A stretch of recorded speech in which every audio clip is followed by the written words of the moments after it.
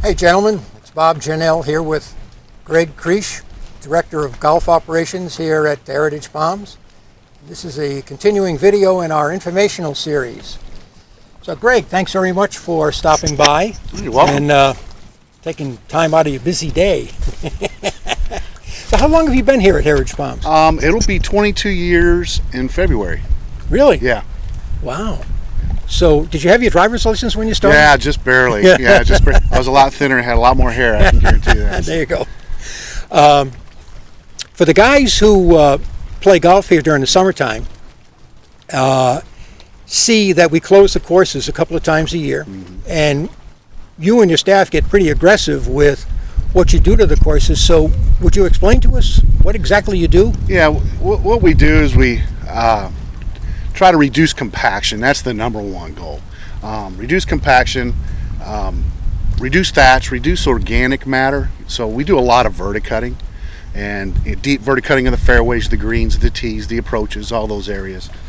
So we're removing that organic matter and thatch that build up over time. And in a simple terms, what it does is it reduces that mud ball effect. You know, when the ball hits, over time, these areas build up organic matter from decaying tissue of leaf tissue, root tissue, so on and so forth. And so we're trying to remove or dilute that. So we have good air, water, and water movement through the soil. Sand actually doesn't compact as much as organic material, so it relieves compaction and it provides for better growing conditions for the turf. Okay. So during the startup process, are each of the courses getting the same process? Yes. Okay. Does that process change from year to year depending on what you have to work with? Yeah, it may. We do soil sampling. We look at the soil profile. We over the years we've actually changed to prescription. We call it prescription aerification, where in the lower areas around drain basins, there's more organics that feed those areas. So we may top dress those a little bit heavier or aerify them a little bit more. But yeah, as the course ages and what we see, we make some changes. Like for example, last year we tried not doing any fairway top dressing. It was a practice I think we put in place about 3 or 4 years ago, and it's not cheap. And for budget purposes, we said, hey, let's try for a year and not do it. We reinstituted that practice this year because we did see a difference. The grass just came in smoother, came in a lot healthier. It was just a lot better conditions. So we brought that practice back into the program this year. Okay. Well, I have a couple of questions. As far as the dressing that goes on, or I don't know if you're referring to fertilizer, but are we limited by what we can put down on the grass since we have runoff into the lakes and the ponds and we're a golf course? Yeah, we don't have any. We have restrictions as far as I'm registered through the state through the BMP program. I'm certified. Both superintendents are certified. My head IPM guy is certified through the state, not only for pesticide licensing but also the BMPs through the state of Florida. We are not similar to residential areas to where we have blackout periods for fertilization, but we are limited to what percentage of quick release products that we use. We use mostly all slow release products that release over a long period of time. So if we put an application out, it just doesn't run into through the drains and into the lakes. Sure. Okay. When you first start on that closing, the first closing, I see a lot of big machines come through, really digging up the fairways pretty heavily. And am I correct that vacuum cleaners come through afterwards? Yes. Yeah. Deep verticutting. It's that thatch removal, and that brings up a lot of organic dead material tissue, and then we drag the sandy sand that brings up, drag that off, and we bring through these large vacuums that are mounted up to tractors that actually vacuum that material up and removed. It's taken back to a holding facility and then hauled off premises by a contractor. Okay. Is that valuable material? We've actually had some of the guys take some of that stuff home and plant it in their yards as sprigs. Just like we would plant a golf course. They take that, plant it in their lawns, water it, and it grows. Yeah. So dirt's dirt. Huh? Yeah. That's good dirt. Yeah. All right. Now, the second closure for each of the courses, what happens then? We're a little bit less aggressive on the second closure, mainly due to a couple things. First of all, weather. When we get into the rainy season, it's a lot more difficult to get the practices done. Number one. Number two, it's just we have a slower recovery process due to some overcast skies or potential bad weather. So we come out of the gate, hit it really hard on the first closure. On the second closure, we just do mostly aerification, some top dressing, some grooming, but more punching of the holes. Okay, not as much of the verticutting. All right. I've heard that we play as a club over 95,000 rounds a year. Correct. Is that correct? Yes. Look, wrap your head around that just for a second.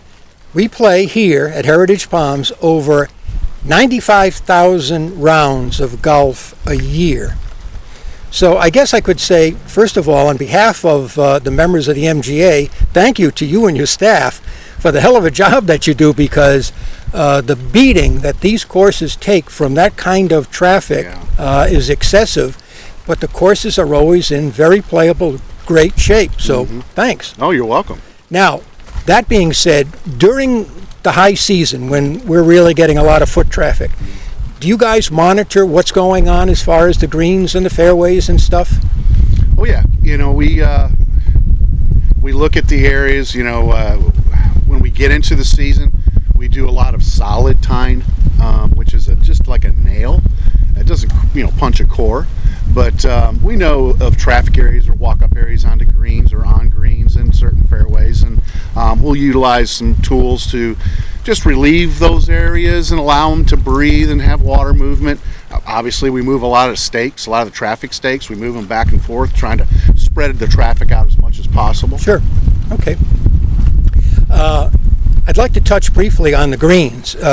We know from a community standpoint that the greens are aging, and at some point we're going to have to do some major work on them. But was there anything special that had to be done this year? No. We stuck basically with our typical programs, our horticultural programs. We did do some core sampling. We are getting to that age. It's typical. We're going on 21, 22 years now.